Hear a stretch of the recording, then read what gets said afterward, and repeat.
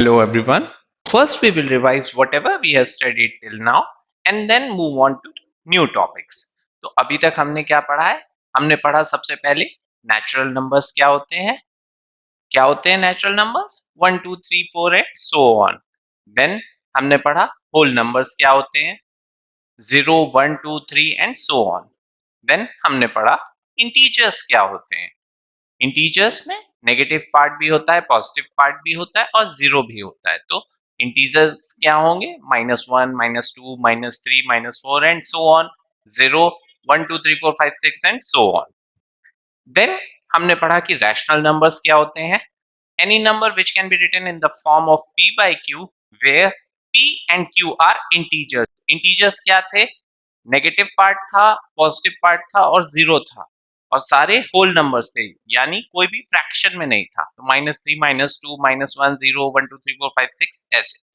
तो p by q में rational numbers में जो p by q है, p क्या है? Numerator, q denominator, and both p and q are integers where q can not be equal to zero. q कभी भी zero नहीं हो सकता. अगर q जीरो हो गया तो नंबर नॉट डिफाइंड हो जाएगा. इसलिए अब रैशनल नंबर्स क्या है? वो नंबर्स जो p by q के फॉर्म में लिखे गए. p and q both are integers. q is not equal to 0. They are called rational numbers. Equivalent rational numbers क्या होते हैं?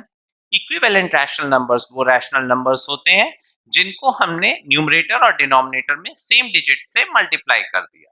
इसकी वजह से हम जब भी चाहें तो हम उस डिजिट को कैंसिल आउट भी कर सकते हैं. तो वो कैंसिल होने के बाद सेम अपने प्रायर फॉर्म में आ जाएगा. जैसे कि अगर हम एक रैशनल नंबर ले लेते हैं 2/3 और इसमें हमने numerator as well as denominator को 3 से मल्टीप्लाई कर दिया. न्यूमरेटर में 2 है, 2 into 3 क्या होगा? 6. 3 into 3 9. What comes 6 by 9? Is it a rational number? Yes. Can we divide it by 3 again? Yes. 6 can be divided by 3. It comes 2. Whereas when 9 is divided by 3, it becomes 3. So again, what is the resultant? 2/3. इसलिए इसको कहते हैं equivalent, क्योंकि इसमें 2/3 को हमने जब 3 से मल्टीप्लाई किया तो न्यूमरेटर और डिनोमिनेटर दोनों का मैग्नीट्यूड चेंज हो गया. लेकिन जब हमको जरूरत पड़ी तो हमने दोबारा काटा, वो कैंसल आउट हो गया और अपने स्टार्टिंग फॉर्म में आ गया जहां से वो शुरू हुआ था, जो कि था 2/3. तो इसको कहते हैं इक्विवेलेंट रैशनल नंबर्स. एक चीज और, इक्वल और इक्विवेलेंट दोनों अलग हैं. मैंने अपनी लास्ट वीडियो में बताया है. अगर आपने उस समय ध्यान नहीं दिया हो तो उसको दोबारा जाके देखो. तो नंबर लाइन पे रैशनल नंबर्स को प्लॉट करने से पहले हम ये जान लेते हैं कि नंबर लाइन क्या होती है. क्या कोई भी लाइन जिसपे नंबर्स को प्लॉट करे वो नंबर लाइन कहलाएगी, या इसके लिए भी कोई प्री रेक्विजिट कंडीशन होती है तभी वो नंबर लाइन कहला सकती है? आइए देखते हैं डायग्राम के हेल्प से. अब जैसा कि आप देख रहे हैं ये 3 डायग्राम्स हैं. Point T and point U के बीच में एक लाइन है, P और Q के बीच में एक लाइन है, R एंड S के बीच में एक लाइन है. तो अब इनमें से कौन सी नंबर लाइन होगी? एग्जैक्टली सिर्फ पॉइंट T और U के बीच में जो लाइन है उसको हम नंबर लाइन कहेंगे. ऐसा क्यों कहेंगे? क्योंकि नंबर लाइन एक स्ट्रेट लाइन ही हो सकती है. कोई भी दूसरी लाइन नंबर लाइन जो कि स्ट्रेट ना हो नहीं बन सकती. तो पॉइंट P और Q के बीच की लाइन एंड R और S के बीच की लाइन को हम नंबर लाइन नहीं कह सकते, भले हम इन पर नंबर्स को प्लॉट कर दें. चलिए अब इसकी हम दूसरी प्रॉपर्टी समझते हैं. नंबर लाइन की दूसरी प्रॉपर्टी क्या कहती है कि नंबर लाइन पे जितने भी पॉइंट्स हैं वो इक्वल डिस्टेंस पे प्लॉट होते हैं.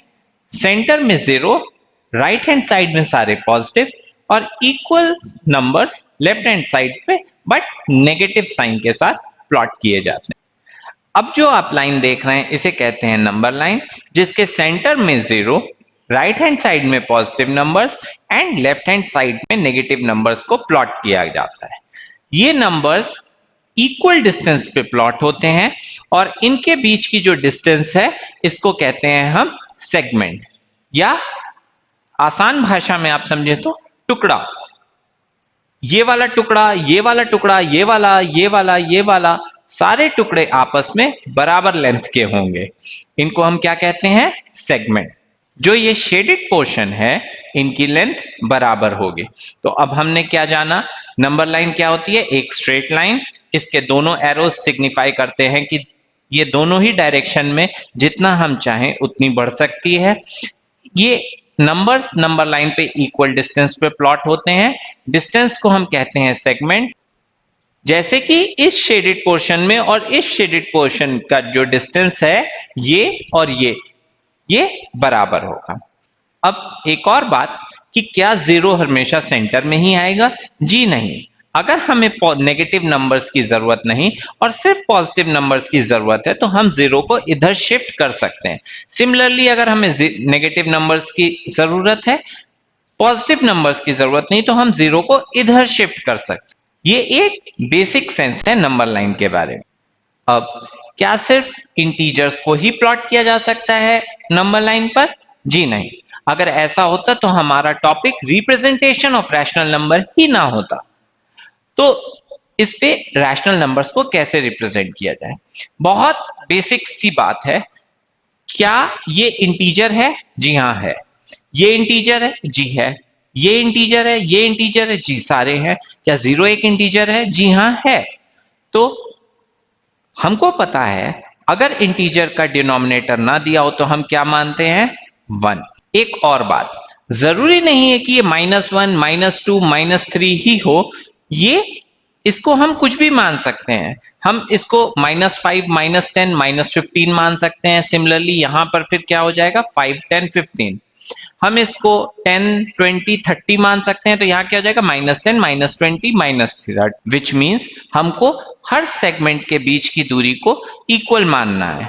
अगर हमने इस सेगमेंट की दूरी को 10 यूनिट्स या 10 सेंटीमीटर माना तो हमको फिर हर सेगमेंट की दूरी को 10 सेंटीमीटर मानना होगा। इसका क्या फायदा होता है? इससे यह फायदा होता है कि अब हम एक छोटी सी नंबर लाइन पर बहुत बड़े डिजिट्स को प्लॉट कर सकते हैं। सिमिलरली अगर बहुत ज्यादा बड़ा है तो हम 500, इवन थाउजेंड्स, लैक्स, कितना भी इन सेगमेंट के बीच की डिस्टेंस को मान सकते हैं।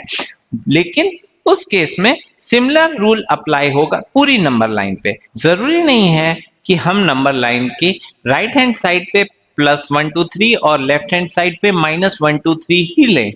हम इसे अपनी सुविधा के अनुसार कुछ भी ले सकते हैं। जैसे अगर हमने यहाँ 1 की जगह 5 ले लिया तो हम क्या मान के चल रहे हैं? 0 से 5 के बीच की दूरी या इस सेगमेंट की दूरी, इस सेगमेंट की दूरी कितनी है? 5 यूनिट्स है। तो हमें अब सारी दूरियों को 5 का मल्टीपल मानना पड़ेगा। तो ये 5 है, फिर ये भी 5 हो जाएगी। तो यहाँ पे अगर 5 आ रहा है तो यहाँ क्या आ जाएगा? 10। और यहाँ क्या आ जाएगा? 15। सिमिलरली यहाँ -5, -10, -15। अगर यहां पर हम 10 मान लेते हैं तो हमने क्या माना है कि 0 से -1 की बीच की दूरी 10 है, तभी तो ये -10 होगा। तो हमको 0 से 1 के बीच की दूरी भी 10 ही माननी पड़ेगी, क्योंकि अभी हमने समझा कि सारे सेगमेंट्स की लेंथ इक्वल होती है। तो अगर हमने एक सेगमेंट को 5 माना है तो हमें दूसरे सेगमेंट को भी 5 ही मानना पड़ेगा। आइए अब प्लॉट करते हैं रैशनल नंबर्स को। रैशनल नंबर्स को प्लॉट करने से पहले एक बार सोचते हैं, क्या आज तक हमने रैशनल नंबर्स को प्लॉट नहीं किया? आप कहेंगे नहीं। जी नहीं, हमने बिल्कुल किया है। रैशनल नंबर्स की अगर डेफिनेशन देखें तो रैशनल नंबर्स क्या होता है? फ्रैक्शन फॉर्म में होता है, जिसमें न्यूमरेटर को p और डिनोमिनेटर को q कहते हैं। p और q दोनों इंटीजर्स होते हैं। q जीरो नहीं हो सकता है। तो और हमने एक चीज और पढ़ी है कि अगर डिनोमिनेटर ना दिया हो तो हम क्या मानते हैं? डिनोमिनेटर है 1। -2 इंटीजर है? जी हाँ है। डिनोमिनेटर में कुछ नहीं दिया है, 1 मान सकते हैं? बिल्कुल मान सकते हैं। -2/1, क्या ये रैशनल नंबर है? बिल्कुल है। तो आप आज तक रैशनल नंबर्स को प्लॉट करते आ रहे हैं। डिफरेंस बस इतना है कि अभी तक आपने जितने रैशनल नंबर्स प्लॉट किए सबका डिनोमिनेटर 1 था। अब आपको जो रैशनल नंबर्स प्लॉट करने हैं उनका डिनोमिनेटर 2, 3, 4 कुछ भी हो सकता है। अब अगर आपको 1/3 प्लॉट करना है तो आपके पास डिनोमिनेटर में क्या आ रहा है? 3। तो जितने पॉइंट्स हैं आप सबको क्या मान लो? डिनोमिनेटर में क्या दे दो? 3। अब अगर हमने ये माना कि राइट हैंड साइड पे 1/3, 2/3, 3/3 है, तो लेफ्ट हैंड साइड यानी नेगेटिव साइड क्या आ जाएगा, -1/3, -2/3, -3/3 एंड सो ऑन। अब जितना चाहिए हम उतना एक्सटेंड कर लेंगे नंबर लाइन को। और अगर हमको बोलता है कि 2/3 प्लॉट कीजिए, तो हम कह देंगे ये रहा 2/3, ये हो गया प्लॉट। सिमिलरली अगर कहता है -3/4 प्लॉट कीजिए, तो ये रहा -3/4, हम कह देंगे ये रहा -3/4, हमने प्लॉट कर दिया। इसी तरह से अगर कहता है 4/9 प्लॉट कीजिए, तो हमको क्या करना है, सभी डिनोमिनेटर को 9 दे देना है। क्या हो जाएगा, हम पहले पॉइंट को क्या मानेंगे, 1/9, दूसरे को 2/9, 3/9, 4/9, 5/9 एंड सो ऑन। जो प्लॉट करना है वो प्लॉट है। था ना इजी। आप आज तक रैशनल नंबर्स को प्लॉट करते आ रहे थे, लेकिन अभी तक सिर्फ आपने ऐसे रैशनल नंबर्स को प्लॉट किया जिनका डिनोमिनेटर 1 था। और अब आप कैसे रैशनल नंबर्स को प्लॉट करेंगे, जिनका डिनोमिनेटर 1 से ज्यादा है। बस, there is no difference in whatever you have plotted as of now and what you will be plotting in the upcoming questions.